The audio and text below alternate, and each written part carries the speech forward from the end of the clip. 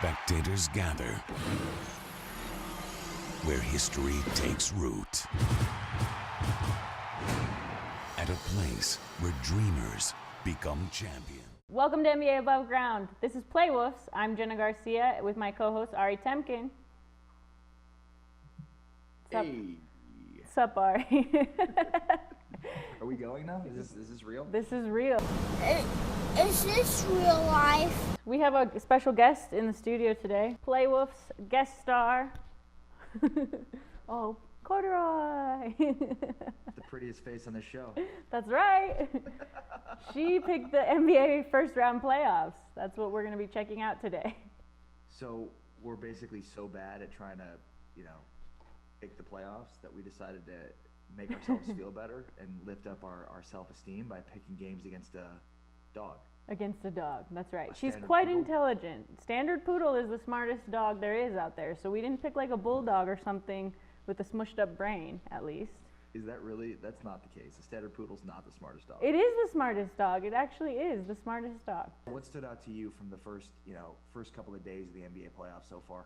Well, I mean, Ari, my most favorite thing to say to you is, Cavs lost, sucker. I love how you're making me out to be like a Cavs fan or a LeBron fan. I'm not even Because a LeBron you always fan. defend LeBron. Well, because he's really good, but I think he's the passive aggressive superstar. I think he's he's like the millennial superstar where he's posting about his play, guys on his team instead of going up to them to say the things that he feels. So I'm not the biggest LeBron James fan in the world, but you make me out to be the biggest LeBron James fan in the world. Because you always take his side when we argue about him, and I just feel like that merits you, getting crap from me, basically. No, I every get that, episode. and I meant to text you to tell you that congratulations. I'm one game closer right here. Confetti was raining down upon their stadiums. They beat, or they lost. I should say they won on the road in Cleveland. That's right. The Indiana Pacers did a fantastic job. Victor Oladipo probably hasn't gotten the credit that he deserves for the majority of this year, but he's a stud. And the thing is, the Pacers defend well, they execute well in the offense. I mean, Nate McMillan, he's certainly one of the candidates for Coach of the Year in the NBA for those reasons. So the Cavs just kind of showed up and figured we'd beat the Cavs and beat them, and LeBron probably figured that too. And they had a bad shooting night, and Indiana had a pretty good shooting night, and that's just how it went. Yeah. I just don't expect the Cavs to shoot as poorly as they shot. I think they were like 38% from the floor. I mean, if they shoot that poorly over this 7-game series, they're going to lose that series. I mean, I think it was pretty much everything I've been saying since the beginning of this argument with you has been, like, you can't just depend on LeBron. You can't just depend on LeBron. He won't be able to do it. He won't be able to carry them. And we thought, well, Kevin Love and, these other players are going to support him. And pretty much they didn't. They stood by the wayside and let LeBron do literally everything. And he couldn't even match up against Oladipo in this game. Like, it was like, you can't ask him to do everything. You really can't. Personally, his stats were fine, were pretty good for the game. But at the same, triple-double. Yeah, I'm trying not to give him any credit, Ari. Come on.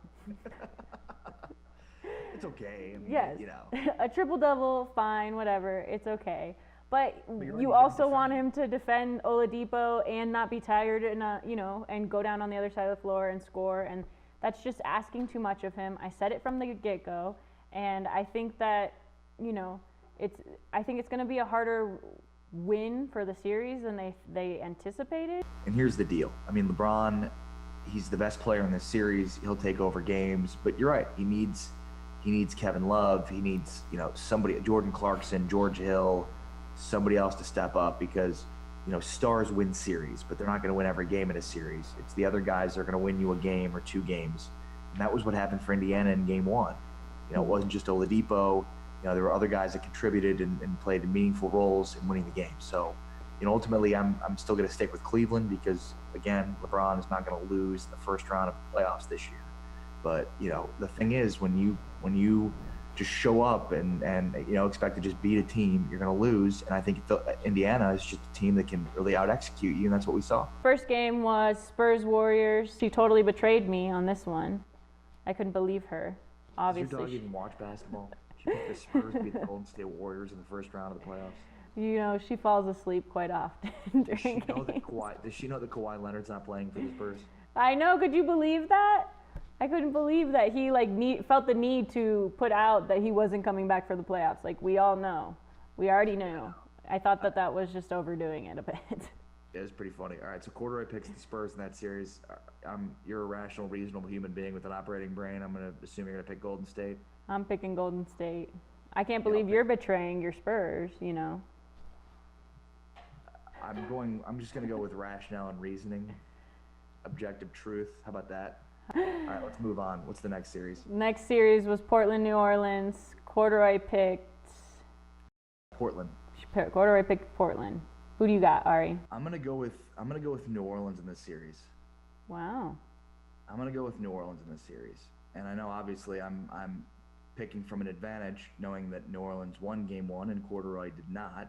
But I just think Anthony Davis is too much for Portland to handle this series. And look, I think C.J. McCollum and Damian Lillard will play better in games 2 and 3 and on in the series. But I just think Drew Holiday's been so underrated throughout the course of this year. He's all NBA defense. He's great. I'm picking New Orleans in this series. Yeah, I agree. And I think Anthony Davis is easily the best player on the floor.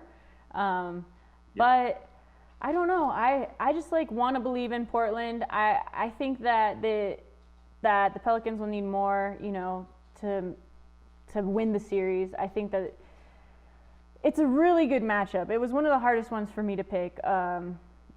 So I'm just going to be devil's advocate and take Portland since you took New Orleans. Next series was OKC Jazz. Who you got? Paul George went off in Game 1. The Jazz defense betrayed them in many ways. Look, I'm going to go with Oklahoma City because they just have the offensive firepower, the star power to win a series.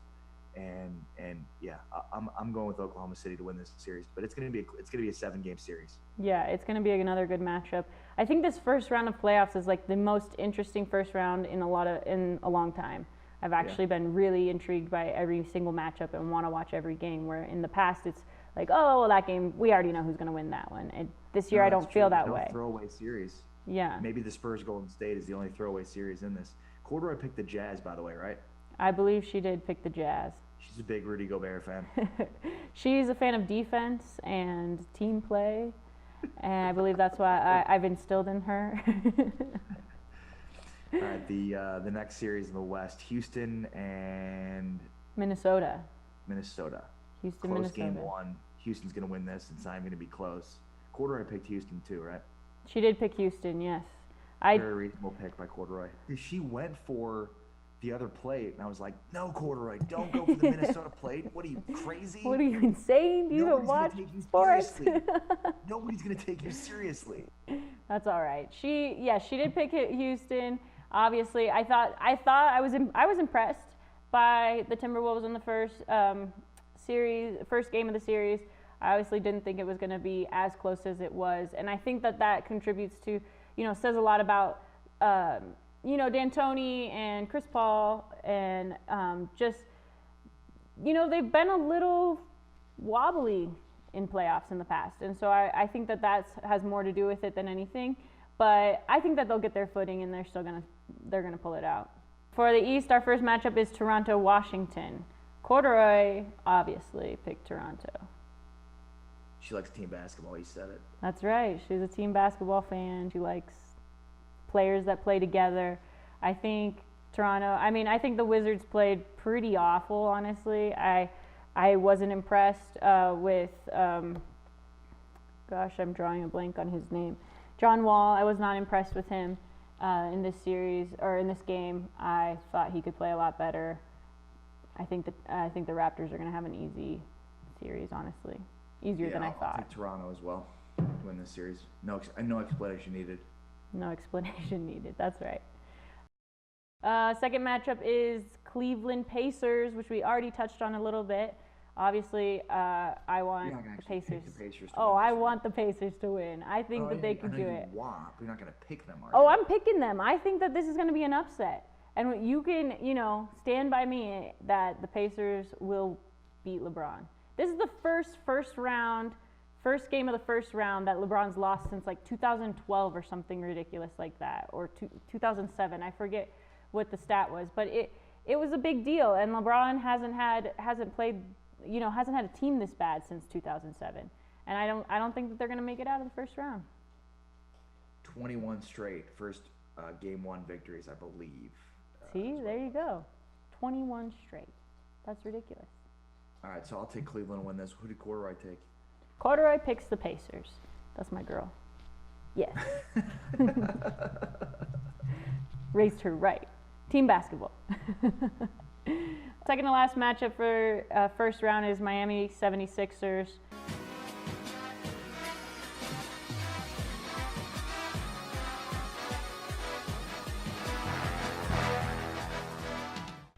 I'm going with Philly. What do you think?